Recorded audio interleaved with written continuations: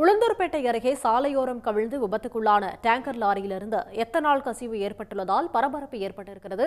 கூடுதல் விவரங்களை செய்தியாளர் ரமேஷ் பாபு வழங்க கேட்கலாம். ரமேஷ் பாபு, வணக்கம். விவரங்கள். வணக்கம். மேற்கு வங்க மாநிலத்திலிருந்து ஒரு டேங்கர் லாரியில் சுமார் 40,000 லிட்டர் எத்தனால் ஏற்றிக்கொண்டு திருச்சி இந்தியன் ஆயில் கார்பரேஷனுக்கு அந்த டேங்கர் லாரி சென்று கொண்டிருந்தது. இந்த லாரியை அனில் என்பவர் ஓட்டிச் சென்றார். இன்று காலை உளுந்தூர்பேட்டை அடுத்த எரஞ்சி தேசிய நெடுஞ்சாலை சென்று கொண்டிருந்த போது திடீரென நிலை தடுமாறி எத்தனால் ஏற்றி சென்ற டேங்கர் லாரி சாலையோர பள்ளத்தில் கவிழ்ந்து விபத்துக்குள்ளானது.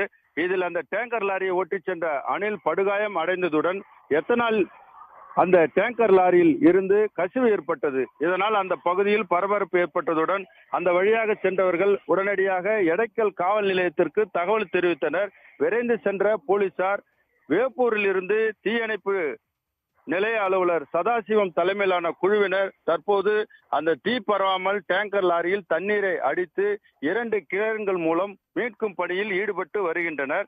எத்தனால் ஏற்றிச் சென்ற அந்த டேங்கர் லாரியில் இருந்து அனைத்து அந்த பகுதிகளிலும் கசிவு ஏற்பட்டு எத்தனால் வெளியேறி வருவதால் திருச்சி சென்னை தேசிய நெடுஞ்சாலையில் பரபரப்பு ஏற்பட்டு வருகிறது. தற்போது தண்ணீர் ஊற்றி அதை குளிர்ச்சி ஏற்படுத்தி தீ பரவாமல் தடுக்கும் பணியில் ஈடுபட்டு 2 கிரேன்கள் மூலம் எத்தனால் ஏற்றிச் சென்ற டேங்கர் லாரியை மீட்கும் பணியில் ஈடுபட்டு வருகின்றனர். இதனால் இந்த பகுதியில் பரபரப்பு ஏற்பட்டுள்ளது. உடனுக்குடன் செய்திகளை தெரிந்து கொள்ள சன் நியூஸ் பெல் ஐகானை கிளிக் பண்ணுங்க.